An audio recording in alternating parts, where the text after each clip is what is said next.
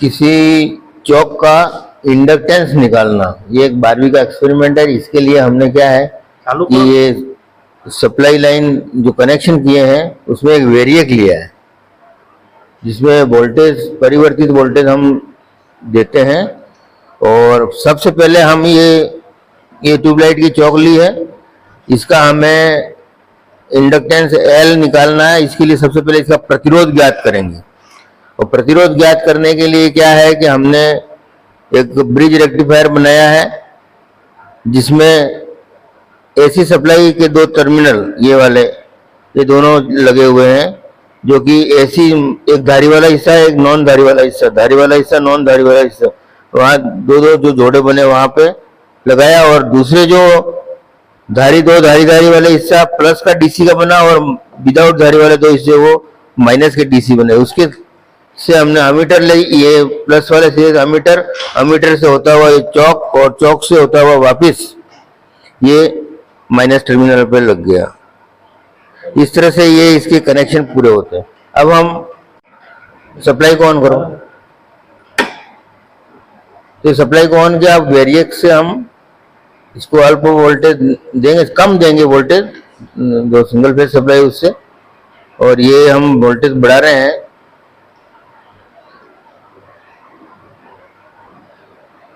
Current को देखते रहना, करंट की रीडिंग आ रही है।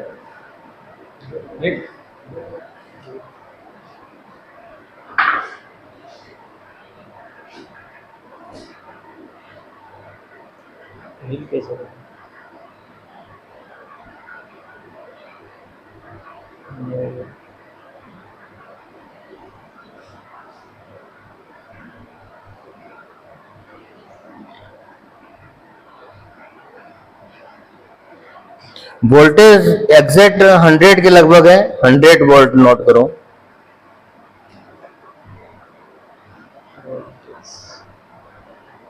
थोड़ा बहुत वेरिएशन हो सकता है, 100 वोल्ट नोट करिए। और जो धारा इस पर हमारी आ रही है वो नोट करिए 0.9 के बाद ये 1 2 3 0.93 नोट करो। 1 2 3 माइनस 0.93, ये हमारी जो रीडिंग आई है, हम जो ये रेक्टिफायर लगा करके डीसी सप्लाई चौक को दी है, चौक को हमने डीसी सप्लाई दी है, और उसके आधार पे जो हमारे पाठ्यांक आए हैं वो जो आए हैं, वोल्टेज है 100 वोल्ट और धारा है 0.93, और इसके आधार पे हमें प्रतिरोध निकालना पड़ेगा। तो प्रतिरोध R बराबर V/I होता है, ये हम रेजिस्टेंस निकाल लेंगे। ठीक है, अब हम इसका एक्सेल निकालेंगे, इस चौक का एक्सेल निकालेंगे।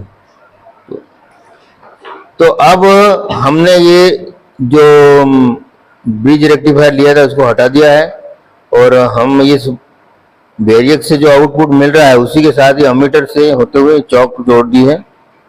और इस स्थिति में वोल्टेज और करंट से जो निकलेगा वो इम्पीडेंस निकलेगा, कुल प्रतिबाधा। एक्सेल इसके बाद निकलेगा, जो फार्मूले से निकलेगा। ठीक है, और तो ये इम्पीडेंस हम निकालेंगे, तो जितना वोल्टेज पहले दिया था उतना ही वोल्टेज हम देंगे चौक को। ये दोनों उपयंत्र लगे हुए हैं, इसके साथ चौक भी है, और हम वोल्टेज 100 के लगभग देंगे। चालू फिर सप्लाई ऑन होगी, वोल्टेज स्केल पे दिख रहा है।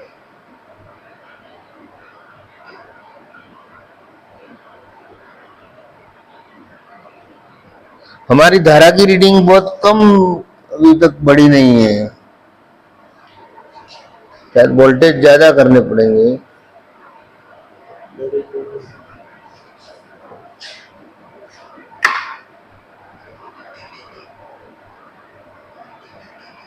हाँ, अब आ गई रीडिंग, आ गई है पैरा की, यानी ये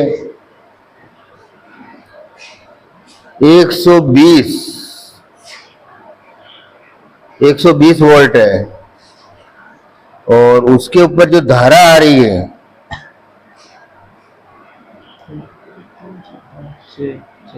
1 2 3 4 5 तो 6.26 धारा नोट करो 0.26 और 0.26 और वोल्टेज नोट करो 120। इस प्रकार ये जो V/I, क्योंकि इस चौक के अंदर रेजिस्टेंस भी है और कुंडली टाइप इंडक्टेंस भी है, दोनों चीजें हैं और हमने डायरेक्ट एसी सप्लाई दी है, तो ये जो निकलेगा वो इम्पीडेंस निकलेगा, जो कुल प्रतिबाधा है। इसके पहले हमने प्योर डीसी दी थी और प्योर डीसी से जो हमने पाठ्यांक लिए थे, प्योर नहीं थी, वो ब्रिज रेक्टिफायर बना के हमने डीसी दी थी, तो उससे जो हमारे पाठ्यांक आए उससे हमने रेजिस्टेंस निकाला और अब हमने ये इसका इम्पीडेंस निकाला है। नोट कर लिया? तो ये इसके बाद अब हम Z बराबर R² प्लस अंडर रूट में R² प्लस XL² से फार्मूला से हम बोर्ड पे इसको समझाएंगे आपको। चालू कर दिया? चलो, ये जो हमने अभी एक्सपेरिमेंट किया था उसमें पहला सर्किट डायग्राम ये वाला था, जिसमें variac single phase AC supply जो 230 से 240 वोल्ट तक जो होती है, 250 तक भी जाती है कई बार वेरिएशन में, तो ये उसको हमने वेरिएक लिया था। जो वेरिएक से हमने ब्रिज रेक्टिफायर बनाया था और ब्रिज रेक्टिफायर में जो एसी के टर्मिनल धारी वाला, बिना धारी वाला, धारी वाला, बिना धारी वाला भी जाते हैं और डीसी के टर्मिनल धारी धारी प्लस और दोनों विदाउट धारी माइनस पे जाते हैं। तो इस तरह से हमने ये कनेक्शन डायग्राम एमीटर लगाया था, फिर हमने ये चौक को सप्लाई दे दी थी और एक सर्किट डायग्राम कंप्लीट हुआ था और हमने जो वोल्टेज बढ़ाया था और उसके साथ करंट जो ली और रीडिंग नोट करी थी 100 वोल्ट और 0.93 वोल्ट, और इस तरह से डीसी देने का हमारा जो मुख्य उद्देश्य था कि हमारे को रेजिस्टेंस प्राप्त हो, तो V/I से हमने 100/0.93 से ये 107.52 हमारा ओम रेजिस्टेंस प्राप्त हो गया। उसके बाद सेकंड एक्सपेरिमेंट में हमने डीसी सर्किट को हटा दिया था और हमने सीधे ही वेरिएक से सप्लाई हमने चौक को दे दी थी और उस स्थिति में हमारे वोल्टेज 120 थे, करंट 0.26 थी और इस स्थिति में हमारे को Z प्राप्त हुआ था, जो कि कुल प्रतिबाधा कहते हैं, Z इम्पीडेंस भी बोलते हैं अंग्रेजी में, और ये इसको 461.53 प्राप्त हुई थी। अब एक फार्मूला है इम्पीडेंस का स्क्वायर बराबर रेजिस्टेंस का स्क्वायर प्लस XL², तो XL² बराबर हो जाएगा Z² माइनस R² और XL हो जाएगा अंडर रूट, ये स्क्वायर हटेगा under root Z² minus R²।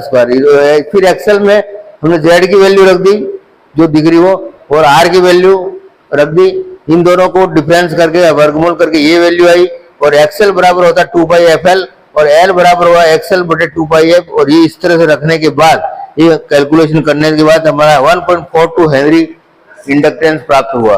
तो इस तरह से ये पूरा एक्सपेरिमेंट हमने पूरा किया, जो कि 12वीं का एक तरह से एक एक्सरसाइज है और ये आईटी, डिप्लोमा, बीटेक सबके लिए उपयोगी है। और इसको चैनल को सब्सक्राइब करें ज़्यादा से ज़्यादा और लाइक भी करें, ताकि हम इस तरह से छोटे मोटे वीडियो बनाते रहें जो सबको काम आ सके। धन्यवाद।